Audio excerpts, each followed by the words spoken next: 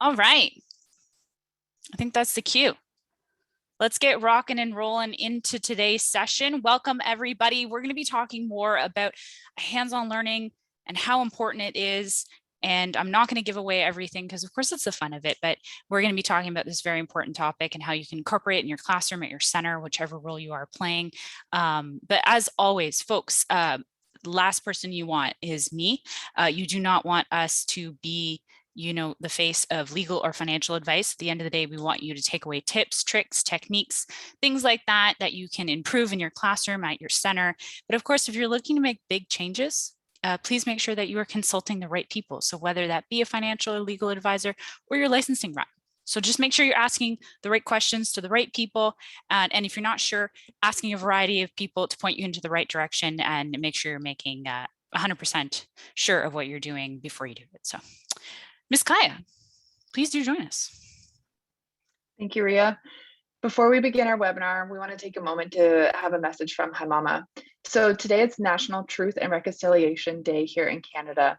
It's a day to bring awareness about the genocide of Indigenous children in the residential school system across Canada, run by various Canadian churches and the Canadian government, a very horrific period in the Canadian history that lasted 160 years. Today, on the first ever federally elected National Truth and Reconciliation Day, we encourage you to talk to your family, your community, and your colleagues about Canada's dark history. Wear an orange shirt to show compassion and your support. Read the Truth and Reconciliation Report and support Indigenous-owned businesses and creators. Before we begin our webinar, we would like to take a moment to recognize the land from which we are coming from, Toronto, which is the traditional territory of many nations, including the Mississaugas of the Credit, the Anishinaabe, the Chippewa, the Haudenosaunee, and the Wendat peoples, and is now home to many diverse First Nations, Inuit, and Métis people. We also acknowledge that Toronto is covered by the Treaty 13 signed with the Mississaugas of the Credit and the Williams Treaty signed with multiple Mississaugas and the Chippewa bands. Thank you, and miigwech. Thank you, Ms. Kaya. We're going to jump into our diversity inclusion statement. Hi Mama is committed to fostering an inclusive and welcoming environment for our employees, customers, and community. Hi Mama welcomes and celebrates individuals of all backgrounds, orientations, and identities. Our Diversity, Inclusion, and Belonging Committee aims to ensure we provide a safe environment for everyone to thrive while bringing their authentic selves to work. Our mission is to promote an inclusive workspace for all employees through education, discussion, and celebration of our differences. Embracing these differences while coming together with a common purpose is what makes our team extra special. Folks, as always, the session is being recorded. So if you do have to leave, hoping you don't have to leave, but if you do have to leave, know that the session is being recorded. We will be sending it out as part of the show notes, and you also can find it on our blog show notes page. So if you are looking for it, maybe for later for reference, it will be there for you. If you would like to use the CC tab, utilize that to however you'd like, folks, you can turn it on. We are also recording with closed captions on as well. Next up in the show notes will not only come the recording, but will also come the slides from today, as well as a certificate. So if you're in the session live here today, we will be sending out a certificate to you by early next week. As well, if you are accessing the download recording, there will be a certificate template there for you to fill out. So just keep an eye out for all of those things. Everything will be out by early next week. And last but not least, and I hope you're not having any trouble with Zoom, but if you do, please do seek support.zoom.us. They do know their product the best and can help you out the best and troubleshoot any issues you may be happening. So please do chat with them if you need to. If you've never met us before or been here before or heard of Hi Mama, first of all, welcome. Welcome to Hi Mama Helps webinars and to Hi Mama, the childcare app. If you've never heard about us, we'd love to have a conversation with you. Love to have you join the Hi Mama family. You can book some time with us and actually learn ways about how we can help you in your center, in your classroom, whichever way you're looking to get a little bit more support. We have a full team that's here to help you along the way, as well as support you when you do become part of the Hi Mama family. We have a whole support team that's here to just help you manage, get through change, things like that. They're here to help you folks as well. On our site, tons and tons of resources, from our blog posts to our activities database, to all of our articles, to our podcasts, to our webinars, you name it. There's so many things that are happening. And as well, if you'd like to subscribe to our newsletter, you can do so and just kind of stay up to date about what's happening here with Hi Mama. We'd love to have you on board. So last but not least, if you didn't know, we also are a B certified company. And what it does is, as we work with the fantastic people we do get a chance to work with, we are making a positive impact on the early education space. So glad to have you joining us. I'm Ria. I am the early childhood educator here at Hi Mama, one of many actually. I'm your host, and I am also the community ambassador here with Hi Mama. And I don't have any fun facts for today. Today for us in Canada is National Reconciliation Day. So we're doing a lot of thinking. We've been doing a lot of talking about this here at Hi Mama as well. So it's just been a very interesting conversation to be having, and we're glad to be having them. On the chat, and my colleague in crime, I have Miss Kaya here, who's also joining me today. Kaya, any fun facts for me today? No fun facts. I finally hung something in the room that I'm in, my new office. So that's exciting. Everyone has a new background of me to look at. We're also running a Facebook contest. Yeah. It ends today. I'm going to pick a winner after this webinar, but I wanted all of our webinar attendees to have a chance after the webinar to go into the contest. Tell us why you love being an early childhood educator. It's in our closed group. I'm going to post it there in the chat. So just join our group. If you're already in there, great. Find the post. It should be at the top there. And tell us why you love being an early childhood educator. And you can win a Hi Mama swag pack, including the propeller hat. Where is it? I'm going to get my propeller hat. Oh, she's got it, folks. This guy, these fun hats. Yes, you could win one of these and a whole Hi Mama swag pack. So head on over to Facebook group. Fantastic. Thank you, Miss Kaya.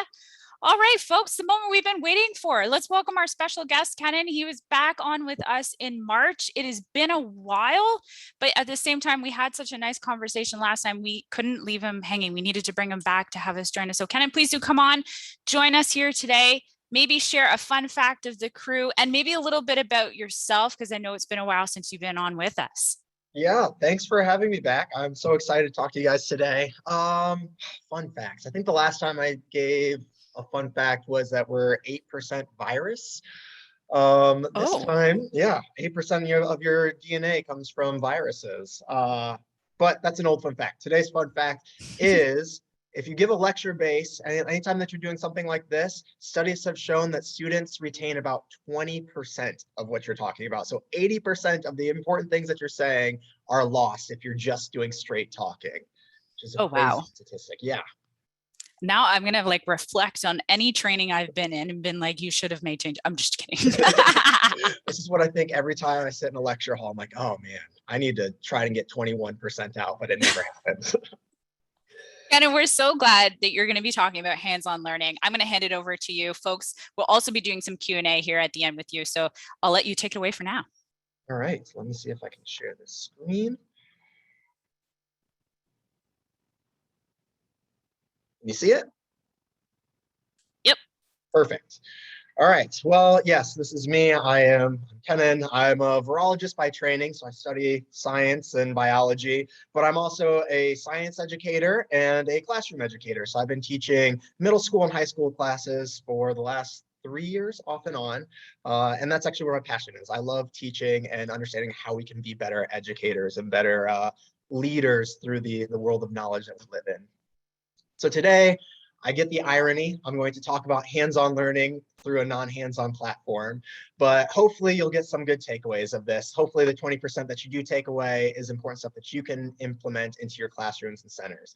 So we're going to cover a few things, just what hands-on learning is first and foremost, and why it's actually useful and important. Then we'll talk about a few ways that we can incorporate hands-on learning into our lessons, into our classrooms. And lastly, something that I'm really passionate about is how we can use these lessons that we cover today to really continue to foster creativity and imagination and wanting our kids to become lifelong learners through these hands-on processes. So it sounds like a lot, but I think we should be able to do it pretty quickly.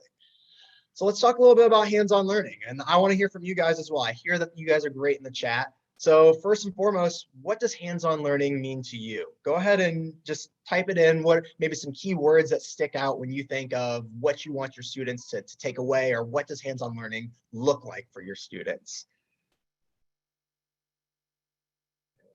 Figure out a way to pull this chat up so I can see all these great things. Being actively engaged, experimentation, participating, constructing their own learning. Oh, yeah, see, I had a feeling I was going to come into a bunch of people who are already professionals in hands-on learning. These are all great answers. Yes, getting involved, engaging. I love the word engaging. Materials in the outdoor creative. Yes, yes. And this is another thing that I'm really looking forward to. This is you guys are all from this realm. I work in the research realm most of the time.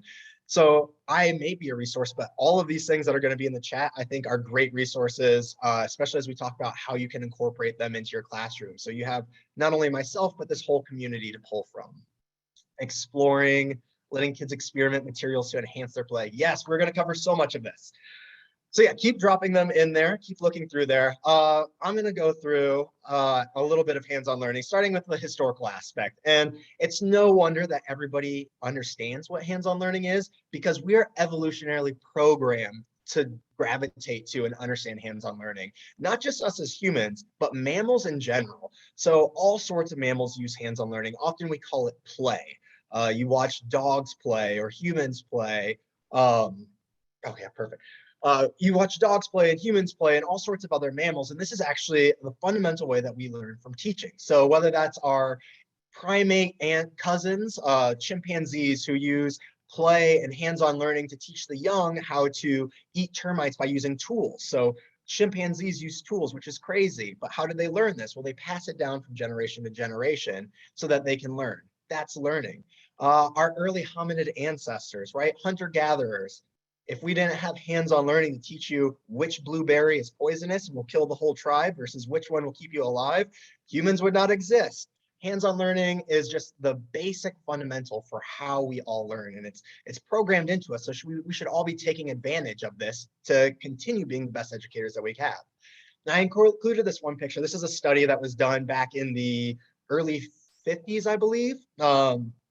But this is a study where scientists actually taught a young chimpanzee how to use tools, toys in this.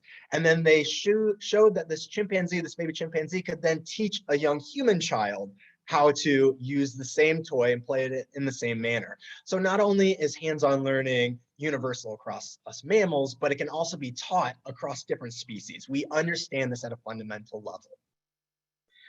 Now, that being said, us as pedagogy professors, people who like to reinvigorate education, we like to come up with these new types of things, right? And so in the 80s, we had the national, what was it called? During the Reagan administration, I'm having a mind blank. There was a report that came out essentially said that Americans were getting dumber. And so it's a nation at crisis, that's what it is. And so it said Americans were getting dumber, which kind of followed a previous study that had come out in the late 50s that said that school didn't really matter that much. We used to think that learning mostly came from at home. And so we kind of pulled back on the importance of education, but we saw that start to manifest in the 70s with lower entry into college, lower grades, and we were testing lower in our STEMs. And so we reinvigorated our education system and started putting back into it. And all of a sudden we started seeing hands-on learning come in many different forms. So I'm going to talk about three that they still stand today. I love these models, but they all kind of came right behind each other and had different names to them to all talk about the same thing. And we'll see how important it is. So we started off with, in 1984, David Kolb comes out with this experiential learning.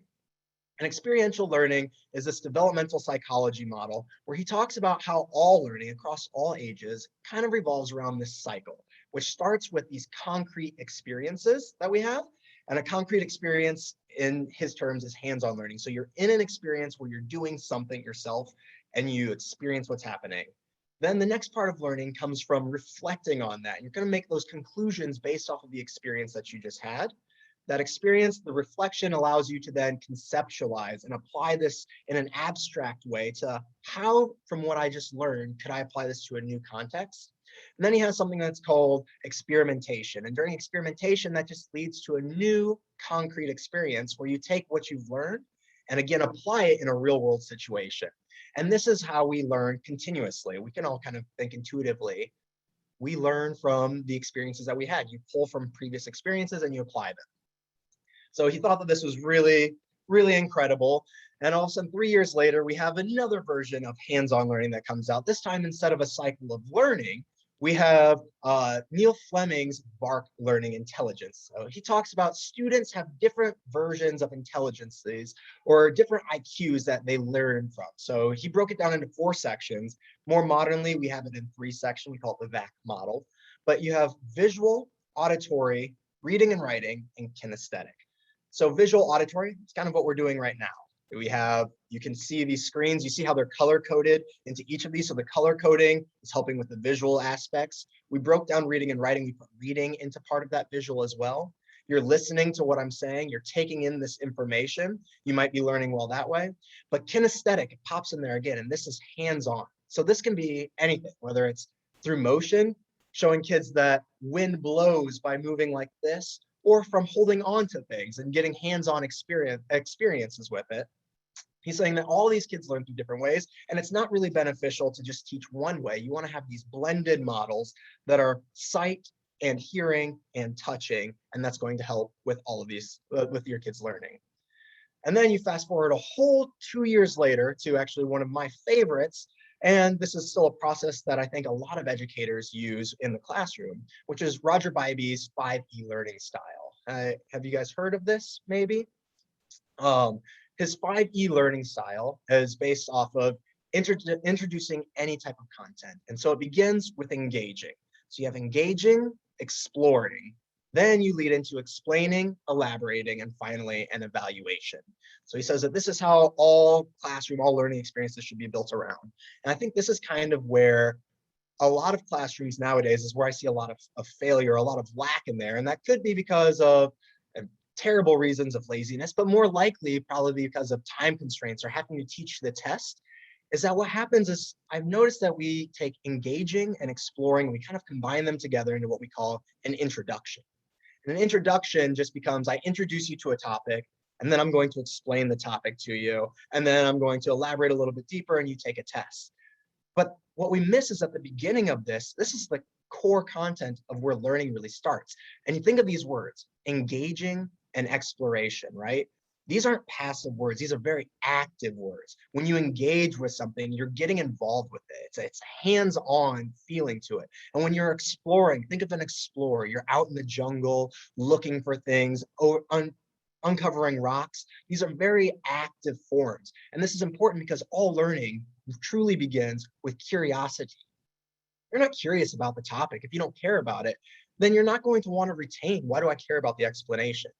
And so having this model of engaging and exploring, this is all part of this hands-on portion of getting education to be as plentiful and as meaningful as it can be to your students. And again, we as educators, we like to think that we recreated the wheel and that we're brand new for this. So we have these three models that I love, but hands-on learning is nothing new. You have Aristotle 2,300 years ago, who is telling us that for the things that we have to learn before we can do them, we learn by doing them, which I love. That's just a statement that says, in order to learn to ride a bike, you have to ride a bike. We learn by doing. This is how we've always been. And so if there's one thing, this is kind of like a brief history into it, but I'm going to condense this hands-on learning. It sounds like you guys already knew a lot of this, but into three things that I think are important to take away from this. So hands-on learning, to me, it involves three parts of these three concepts that we talked about. The first is from the Varks model, it's tactile. So hands-on learning involves some sort of moving, touching, manipulating, whether that's holding a model and seeing what's going on, to as simple as note-taking, although I hate that as the basis, but sometimes it's helpful. But it involves using your physical senses of whatever you're doing. The second is it's immersive. So not only is this just lecture-based, where it's, read and see and learn, but it's going to move you from the classroom experience into an immersive experience of you being involved in whatever you're learning about. And do I really believe in the VARK model? I see that in there. I would not say that there are all, I think everybody has all of these, we all learn through different mediums. I would say that VARK, in terms of its usefulness, is that it's addressing that students we all learn through different ways, and to incorporate all of these into our teaching to maximize. I don't know if I would say that students are specifically visual or specifically auditory, but that by combining these different aspects, it really helps to enhance your teaching. All right, so yeah, so it's tactile, it's immersive, and it's experiential. I do truly believe in this experiential model. I think that it's quite logical to think that we pull from previous experiences to apply to future experiences. And by incorporating all of this, we really enhance the critical thinking aspect of it by understanding that we're in a situation and then moving on. So all of that is to say that hands-on learning, to me, is using an experience to teach. It's not just having something that's there, but it's creating an experience that your students are going to remember, that's going to linger with them so that they can pull back to that point and go ahead and use that as their educational foundation to build in the future. Now, if I was a pedagogy professor, I might want to name this something creative, like Kennen's integrated model of education. And everybody would tout this. This is a complete joke. I'm not any of these things. These are just bits and pieces that I pulled from beforehand. But yeah, these are the three things to take away from this, is that hands-on learning, it's tactile, it's immersive, and it creates an experience for your students. Now we get to what I think is important as a scientist is why, right? So we have this history, this rationalization, this definition of what hands-on learning is. But why is hands-on learning actually beneficial? What's the science behind it? For starters, we can say what we talked about beforehand is that evolutionarily, we're programmed to learn through hands-on learning. So as much as 80% of learning at a young age comes from what we call play. And play is really just a socialized version of hands-on learning. We teach children to play with fire trucks and identify what a truck is, what an object is, what food is. All of this is through a system of play and learning by seeing and interacting with it and knowing. So hands-on learning, as I said, evolutionarily, it's across all mammals, but also it's really important during early childhood development is to involve as many senses as possible to really create those connections for learning, which comes into one of my favorite studies. There's a handful of them that have been done this way, but we've actually been able to show that multiple parts of your brain fire compared to hands-on learning than lecture-based learning. So essentially what this is saying is that the more senses that you can involve in your teaching, the more parts of your brain that are going to activate, which means that there's going to be more connections, and those connections can then be either A, deeper, which is going to give you a better foundation for that learning, but also the more plentiful connections you have, even if you lose one or two connections, you still have more to pull from so that that knowledge and that learning retains itself. And we've shown this. So if you use two senses, hearing and visualizing, versus all five senses, smelling, tasting, touching, seeing, and hearing, that the different parts of your brain where hearing processes versus seeing processes, all of these get fired. And this gives you better connections, but also it gives you more triggers. So let's just do an activity really quick. I'm going to say the word velvet. What comes to your mind when I say velvet? Can you picture something that's velvet? Can you see something that's velvet? Can you imagine your such? I love cake. Yes, red velvet cake is my favorite. Okay, this is great though. Velvet, rose, pants, right? All of these things are coming to your mind. And where are these things coming from? Are you picturing something? So you have multiple senses from a trigger word that you're able to pull. It's amazing that you come to cake from a simple word, right? Or you can think of maybe a texture or something like that. And all of this comes from different parts of your brain firing that are pulling these connections there. So the more of them that you have, the more you have to be able to read. And so the last part of this is there's a lot of studies out there that show that experiential learning, or being able to learn by being in a hands-on environment, whether that's from a young age by doing engaging active learning activities to older ages from doing things like internships or laboratories, that they increase critical thinking, engagement in the content that you're teaching, and they can also develop motor skill development, right? So if you're actually doing things with your hands, you're learning to fine tune and have an actual skill. But what I really love from this part is the critical thinking aspects. I think that's one of the most important skills and also potentially one of the hardest soft skills to be able to teach to our kids.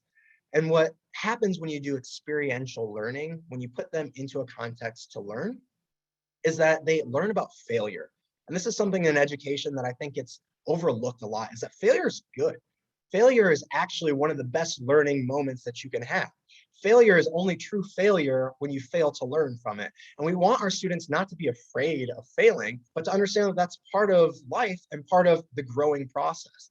And so when you give things like labs or tasks where they have to create and learn to design on their own, they learn from their failures, and that reinforces their ability to succeed and their ability to learn how to succeed.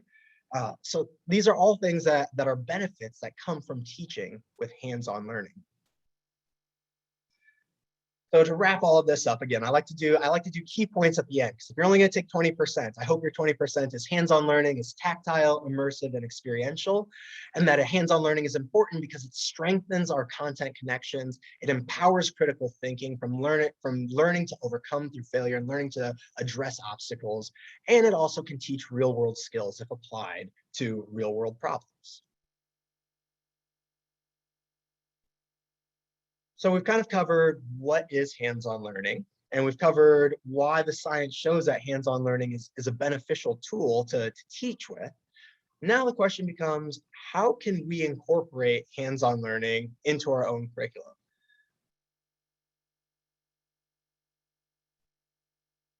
So what is hands-on learning? How do we incorporate it into there? First and foremost, what I want to say, sorry, I keep checking out the chat. I love that you guys are so active in this. Makes me feel great.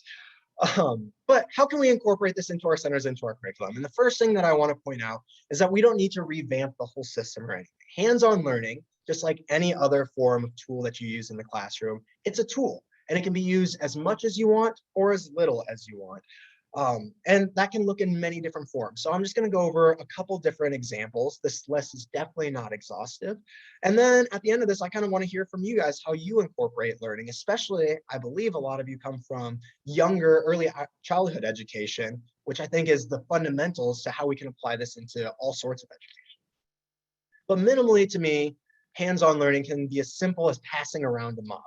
Notice that I say passing around. So let's say we're teaching children about apples. You can bring in a few different forms of apples, maybe a Granny Smith apple and a Red Delicious apple and a Fuji apple or whatever, right? But you have these apples and you don't just show the kids and say, this is an apple, but you pass it around. You allow them to be able to smell the apple, to taste the apple. You can't taste everything, but you can taste apples. So you smell the apple, you taste the apple, you see the different colors of the apple, they feel the apple as you continue talking about this. And this is going to be building these multi-sensory steps to associate to apples. And this works in early development, right? As you're teaching about an apple, but this is also applicable across all ages. I've done this as a chemistry lab when I'm teaching about different types of chemicals that are released in apples, like why do apples brown when they're exposed to oxygen? So I let my students all have an apple. They all take a bite out of an apple so they remember, oh, remember that time that I ate an apple in class? That's going to be a recall moment for them. And then it sits out on their desk. They all have it and they watch as it browns and it oxidizes. And they're learning not just, oh, here's the chemical equations for why this happens, but they're creating these multi-step associations that they're always going to be able to attribute that they can pull back from it. And that's an example of hands-on learning, just using a simple model as a minimal implementation of this. Now, maximally, I love this example of, for me, when I was in high school over a decade ago, one of the greatest lessons that I ever did in math. I hate math. I'm so bad at it. It's why I became a biologist. But I was taking trigonometry, and my teacher built an entire unit around rocketry. And so everything that we did was in our math class, the physics class also joined in on this, but it was all based on how to solve real world rocketry problems. And so we actually built rockets and we used our designs and we used our math to apply to every step that we were doing. And I will always remember this. And even I remember how to calculate angles, even though I'm so bad at math, because this unit was all built around this. And what I love the most about that though, is coming back to that 5E model and using that engagement and exploration first. The very first unit that we did there was not math. We designed patches, our little rocketry symbols. It was creativity. She let our creativity be what engaged us into the project. And all of a sudden we had ownership now because we designed something that now we wanted to see it to fruition. So that might be a maximal example of building a unit. If you're going to teach something, you can teach it the complete context that you want to teach it around a single project that all leads into that. But that takes a lot of planning. So here's just a couple examples, like I said, and one thing that I want to point out in these examples is going to be, you'll notice that I have maybe pre-K, a certain age group with a plus. And that's because education, just like everything else, builds on top of itself. It's not that you only use this. So it's the same example with the apple that you can use for teaching young children about apples.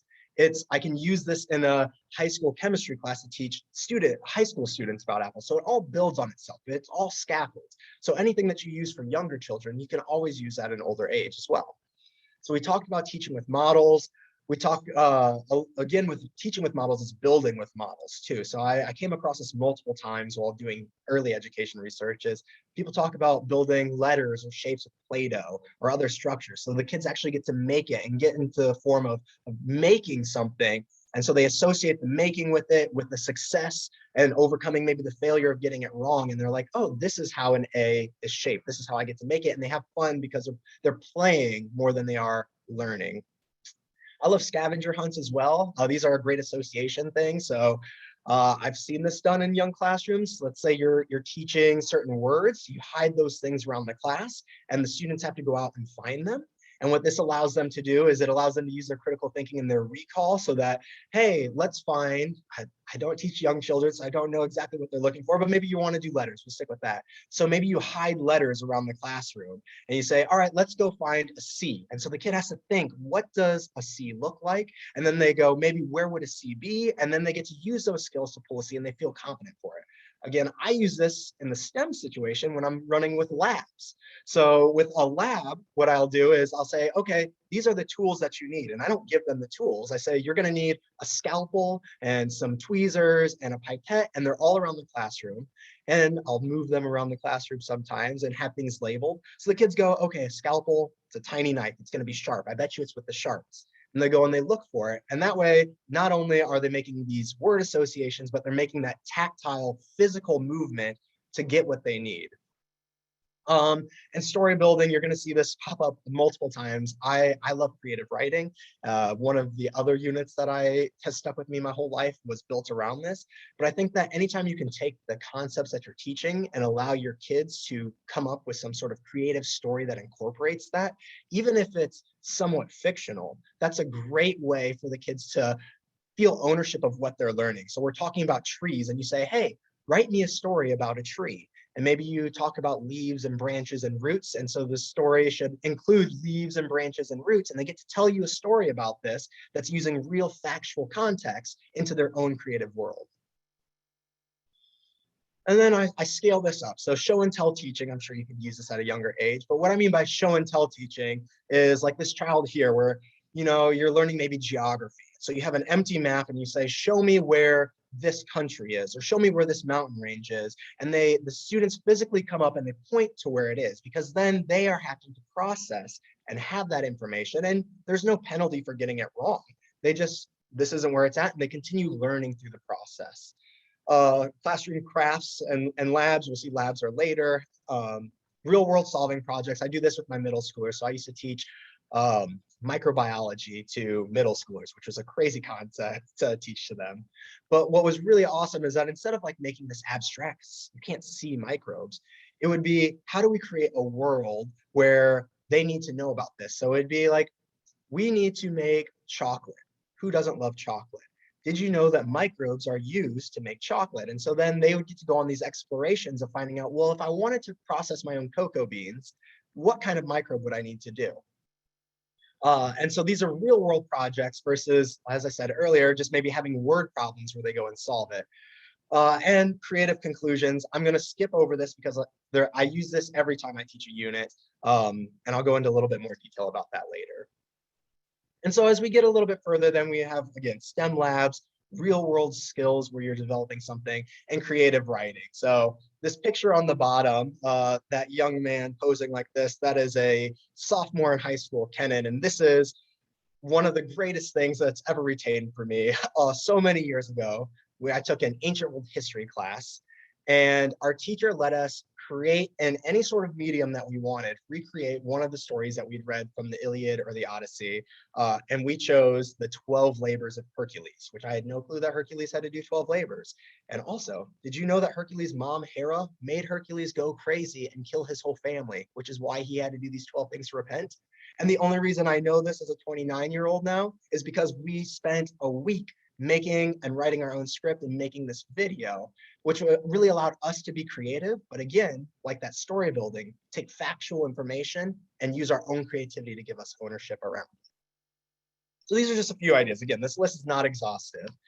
And I would love to hear, if you guys want to start dropping it down in the chat, maybe some ideas of what you guys do at your centers or your classrooms in order to encourage hands-on learning for your kids. So what are some things that maybe we didn't cover that you use to teach your kids and get your kids engaged with whatever material they're learning? Maybe as you're typing this, I'll just walk you through. This is the part where this is how I structure every unit that I teach.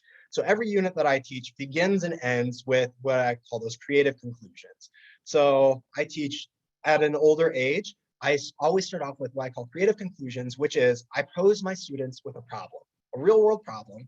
And I say, I want you to tell me how you would fix this. There's literally no wrong answers. I think my favorite answer that I ever got was, we were teaching a unit on climate change. And so I was like, okay, how do we fix climate change? What are some things about climate change? How do we fix it? And a student said, well, I would build a time machine and go forward in the time to see either how we fix climate change or if climate change was actually a problem. And then I would come back and use that to solve the problem. That's a ridiculous answer. That's not a realistic answer, but it's so creative and amazing. And it's not a wrong answer. I'm like, oh, that's awesome. Because now we can explore like, well, who would you need to talk to? How do you make a time machine? And the kids are so involved in it because they've created their own answer to this problem, which leads us into, we've engaged them, we've allowed them to explore as they're going through this.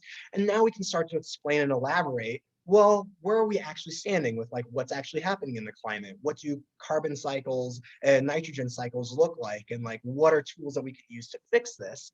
So then during that, we can do different model work. This is where you have a lot of freedom. But then at the very end, we can do credible conclusions, where now they get to take what they've learned and they can take that same answer that they had from their creative conclusion and tie it together into something where they feel empowered and smart about what they have learned. So I've encouraged them through the whole process of, okay, creatively, how would I do this? Now I have information. How do I use critical thinking to take the information that I have, but still my own creativity and make an actual solution? I see so many answers coming in through here too. I hope you guys are applying through all of these. They look so good. Grew vegetables and flowers in our toddler room playground. Yes, that's awesome. Growing and actually seeing something come to life, doing puzzles, I see, origami. Oh my goodness, I wish I could do origami. Yeah, please. This, like I said, the list is not exhaustive and you guys are the greatest resource that you have to each other because you guys actually work with these students all of the time. Oh man, I want to go through more of these, but I should finish up my talk really quick. So that's kind of this is the portion where, yeah, go through the chat, see what your peers, see what other people are doing. And this is the last portion, I promise. I don't want to bore you and drown you guys all on. But the last thing that I really want to hit on is really taking these hands-on learning experiences and really amplifying that engagement with the content beyond just the unit that you're teaching or the textbook that you're teaching or whatever your age you're teaching to. And so this is student-led exploration. And this is one of my favorite, this just resonates the saying resonates so deeply with me. Carl Sagan said this on a late night show, maybe you've seen it, but he says, you go talk to a classroom of kindergartners or first graders and you find a class full of science enthusiasts. And they ask deep questions. They ask, what is a dream? Why do we have toes? Why is the moon round? What is the birthday of the world? Why is grass green? And these are profound, important questions. I'm going to end my own thing. They really are. This is scientists are asking these questions and looking them up on a daily basis. But these questions just bubble right out of them. But you go and talk to 12th graders and there's none of that. They become incurious. And so he says something terrible has happened between kindergarten and 12th grade. And I think that, to me, that something terrible is that we become so focused on our core content and what we want our students to learn that we start to dismiss curiosity. And as I said earlier in this talk, curiosity is really the stem of where all learning comes from. You have to be engaged. You have to be curious about what it is you're learning to really want to take away something from it. And so I see this at the older levels is I hate grades. Grades are arbitrary and they're dumb. I think that you should have tests for concepts, but a grade in its inherent level teaches students to fear failure. And learning, as we said, comes from overcoming failure. And 92% doesn't say you did 92% great. It says you're 8% away from being perfect. Why? So anyway, I'm getting further into this. That's a whole nother context. But instead of teaching our students that anything that's not right in the lane that we're trying to teach is unimportant and should be shut down, we should be encouraging that. And so here's just a couple ways to wrap up on how I think are good ways to encourage personal projects. And I know you guys are younger, so maybe you don't have grades. But one thing that I do is I encourage individual explorations for extra credit. So personal projects. A student comes up to me and says, Mr. Hutchison, I want to know, what's an example? We're talking about something and a student comes up with something that's a little off topic. Maybe I don't have time to fit it into my curriculum. Instead of saying, oh, we'll talk about this later or something, I go, that's awesome. And give them the chance to go and explore it on their own and bring it back to me. And I give them credit for that. I can have a student who has 10,000% my class. That's not a bad thing because that means that student was engaged in my learning to the extreme, 10,000% extreme, right? I want my students to go off and learn on their own and to be encouraged that any question that they ask is a valuable question. And so another way to do that is if you do have projects, Maybe if your project is based around a theme, let the students pick the content or the topic in which they're talking about. So an example might be going back to climate change. If I want to talk about problems in climate change, let my students pick out what are some topics in there that they want to address, whether that's microplastics or changing of the pH levels. So they get to feel like they're in charge and taking control of something that they're passionate about and bringing it into the context of the content we want to learn. And isn't that what critical thinking is all about? And the last is just to be able to take time to go down rabbit holes. So if you do have knowledge, or even if you don't have knowledge and a student asks you something, that is learning. Our job isn't to shut down learning, it's to encourage learning. Maybe other students have that question. So you can answer it to a certain extent, or an answer I love giving is, that's such a great question. How about you look it up and I'll look it up and we'll talk about it tomorrow. And then you actually follow up to show them that their curiosity is important. And this is a little bit further from the hands-on aspect, but it's more of a mental hands-on approach, I think. By encouraging that exploration, that student-led exploration, that in itself is creating an experience that they're going to remember, and an experience that hopefully transitions into long-lasting learning, and more importantly, a love for learning. So I'm going to be super pretentious and end with an analogy that I typically like to make.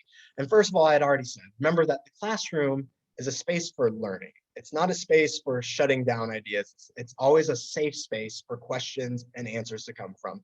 That's the main purpose. But as an educator, I like to think of my job not as a teacher, but as a safari guide. And my job as a safari guide is to lead my students, to guide my students through this whole jungle of knowledge that's around us. And of course, my primary objective as a guide is to keep my students safe. So this transitions it's to teach them the skills that they need to survive. Those are the basics. Those are the core curriculum that we want them to know. Our letters, our numbers, how to do basic math, right?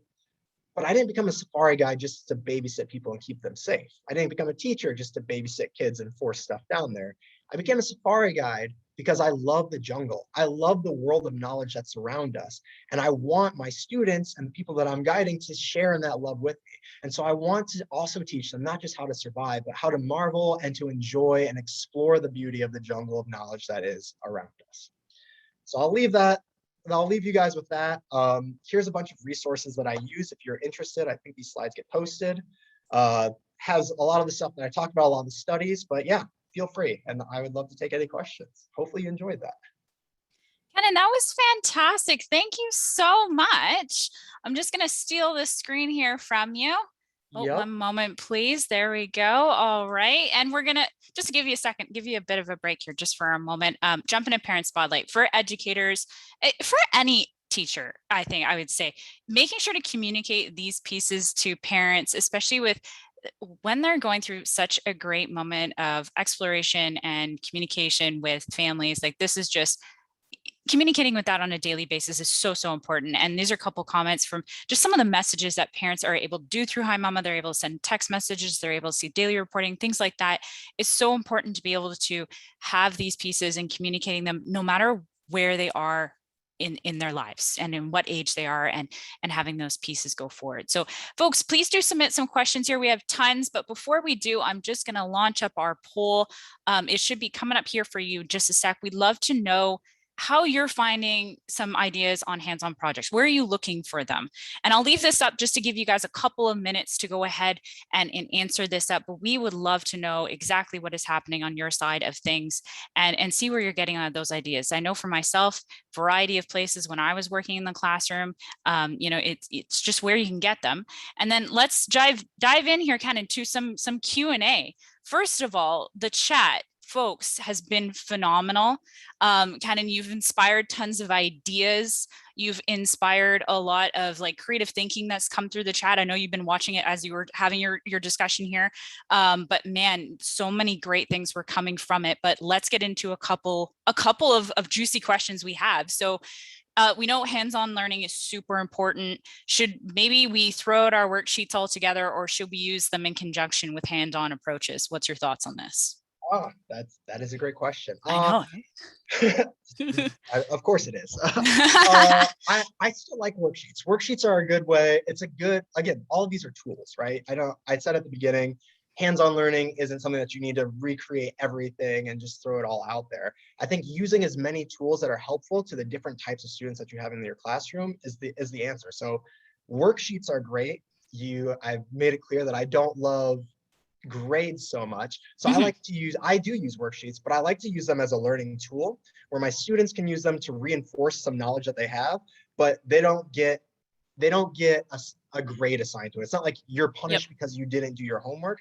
This is here as a tool for you. So hopefully they learn that everything in the world is a tool for them to continue achieving. So it's a tool for them to learn more. And then that way, if they do poorly on an assessment that we have, it can be like, maybe let's try doing a few more worksheets and see, and they can actually see for themselves how that helps their learning. So I wouldn't say throw out worksheets. I love them as a tool. I just wouldn't use them as maybe as so much as an assessment for specific grades. Yeah, or using them in conjunction with something else that you're doing within your classroom. I know for myself, one of the things that they weren't keen about us using some of the coloring pages for some of our older children, but on the same side, I had a little girl who just loved it. She loved, I think it was part of the lines, part of the way a page was set up. So I let her go ahead and do that because it was what she was interested in doing. And it was more of, that was what she wanted, that structure as well. But then moving from it, she started drawing like her own images based off some of the things she was seeing, and it sparked a lot of creativity for her, and that was like a bit of her hands-on learning, actually. And now that I reflect on it in that manner, so I think just using it accordingly is a huge piece to take away. So okay, Monica's got a great question here. What are examples of memorable hands-on learning that you've experienced in a classroom you were in or you were taught? Oh, I like this question. I know you've touched on a couple, but give us another one. Yeah, definitely. I mean, from high school, actually from my K through 12 education, I would say the rocketry project that I did, that one really resonated because, as I said, I'm terrified of math, and it made math approachable and fun for me. I loved being able to create the Hercules. It was a rock opera. That was a lot of fun for ancient world history. When I was in 4th grade, though, I had an amazing teacher, Mrs. McConaughey, shouts out to her.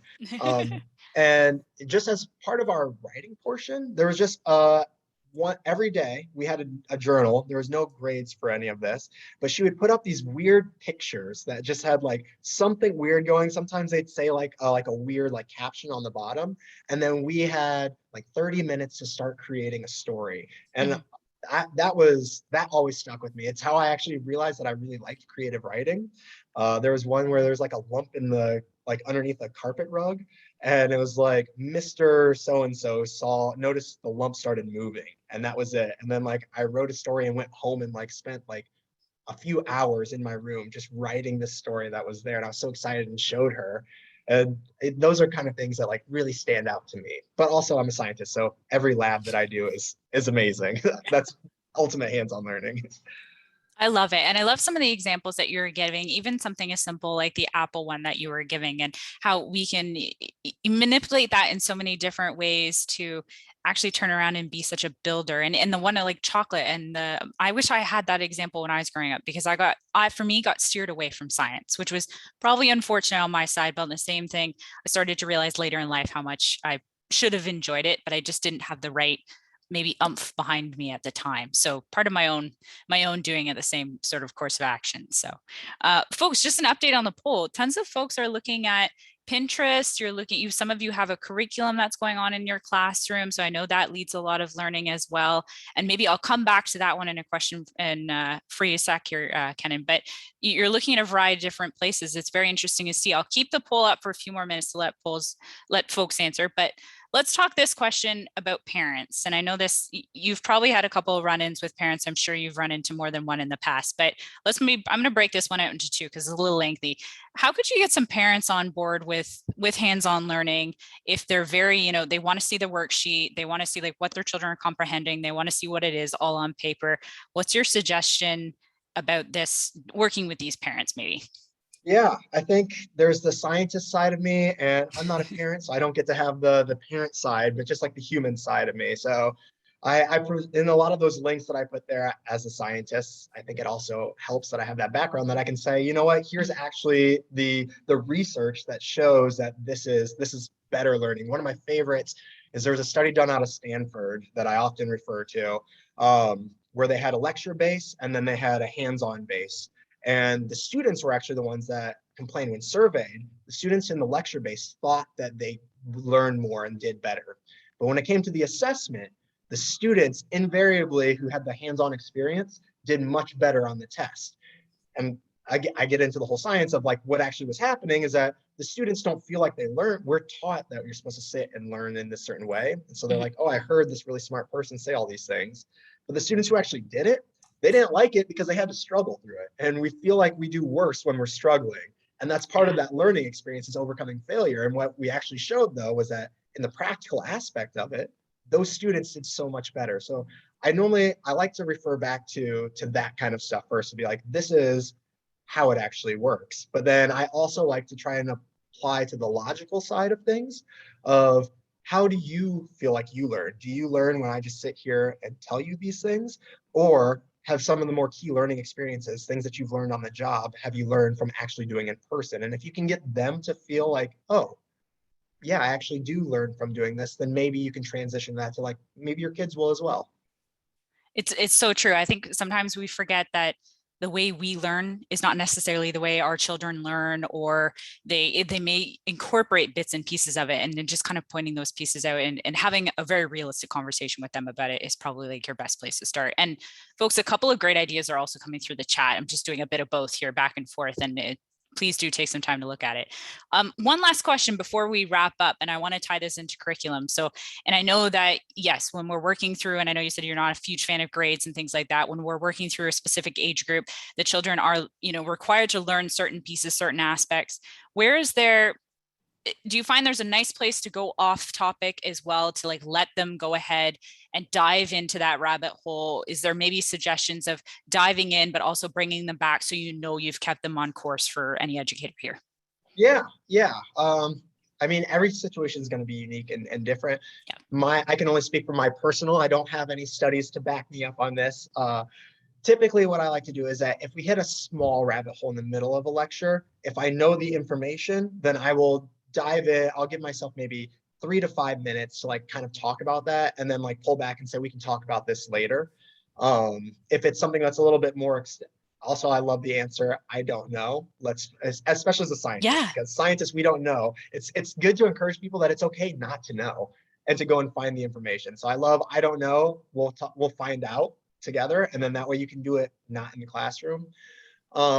Or another way is that if you have a good memory, or you just write it down, is you pigeonhole that. You go, wow, that's awesome. We're going to talk about this at the end of class, to make sure that you get through the material that you want to teach.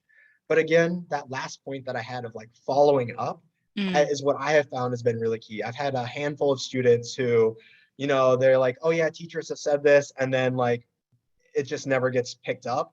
And so by following through with it and taking the time, whether that's at the end of the class or the beginning of the next class, to like show that you actually cared and that their question was actually of value, that can be that little spark that makes all the difference from turning somebody away from science or something, or to getting them turned on to a new topic.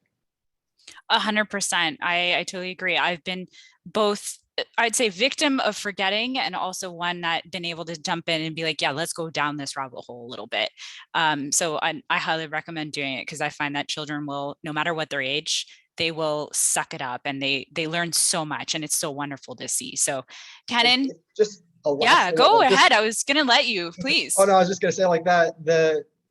Just remember with that question, sometimes it can be a diversion, but a question, that's the beginning of learning, right? So the fact that they're asking a question, they've already engaged and have interest. So I know that you have a whole classroom of students to teach, but that one student is ready to, like, they have a green light that's like, I am ready to learn. And they're going to learn no matter what you're teaching them. They're at least going to learn something, which is much better than lecturing about nothing and nobody takes it in. All right. Kennen, any last pieces of advice, words of wisdom, happy thoughts you want to leave us with today? I mean, my heart is just so full and happy right now from everything that was in the chat. I am very impressed with all of the educators and community leaders that you have here. I think all of your students are super lucky to have you guys. This is really cool. I love your community. Kennen, thank you so much for being a part of today. I can say from, like you said, everyone on the chat, they've been enjoying every ounce of the conversation that's been happening today. So thank you from everyone in the chat, and from myself and everyone here at Hi Mama for being a part of today's session. We've had requests to to bring you back already. So we'll be in conversation with you. All right, folks, this has been an excellent session today. Follow up from this, just so you guys know what's happening, what's coming out. Recording will be coming out. We will be sending you everything out by early next week. So once again, if you're in this live session, we will be sending you a certificate via email. And if you're accessing the download recording, we will have a template in that email for you as well. The slides will be made available. So if you wanted to go back, watch the recording again, take any notes for yourself, just to spark some interest, then please do. Next up as well, next week, folks, where you've got, Kyle will post this in the chat. If you want to sign up for next week, you can go right ahead and do so. We're talking with Learning Without Tears. So if you have never heard about Learning Without Tears, please take some time, do some homework, check them out. Absolutely fantastic crew coming on. And we're talking about fine motor development. We're talking about grip. We're going to be talking a little bit more in detail about getting children set up for success. So please do take some time to register. You can go ahead, do so. Kaya just had it in the chat there. As well, we have some great things coming out on Hi Mama's side of things. So we just sent out our parent satisfaction report, first one of our kind. So what you can find in there is, like things like what's the most important factor when choosing a center from a parent's perspective, what kind of, communication expectations, parents and preferences, things like that they might have. Looking more at technology and ways to avoid some conflicts. We had tons and tons of parents send us in their information and actually take some time. Over 500 survey response came through. So you can go ahead. Kaya is going to pop in the chat the link for that guy there, but you can go ahead and download that. We would love to have you checking it out and hearing anything. And don't forget, I won't forget now, Kaya, we are running our Facebook contest, our swag contest, on Facebook. Please do take some time, get into our group, get your last minute subscription into there, and you will be, you can enter up, get some Hi Mama swag sent out to you. You'll find us Circle Time on Facebook. You can always just follow Hi Mama on Facebook as well. Check us out on Instagram.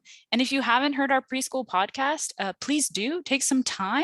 Would love to have you listening to our preschool podcast and make sure that that you're listening to some great stuff that's coming out. Ms. Kaya, did I forget anything? Hopefully I did not. No, you got everything. That was such a wonderful presentation. I love science so much. When I was in the classroom working with preschoolers, I always probed my preschoolers, why? Let's create a hypothesis. And of course, them just saying the word hypothesis was so cute. There's no hypothesis that was too out of this world or too wild. Some really great memories from that. So I really hope everyone is excited to get back into the classroom and talk about science, talk about hands-on learning, because there's so much that children can learn. So Kennen, thank you so much for joining us today. That was a phenomenal presentation. And I'll see everyone over on Facebook. Tell us why you love being an early childhood educator. You can win a Hi Mama swag pack with the hat. The hat's behind me, but I promise you'll win a hat. So we want to hear. Thank you so much, everyone, for taking some time to be here with us today. Stay healthy, stay happy, stay safe. We'll see you next week, and take care. We'll have a good one. Bye, all.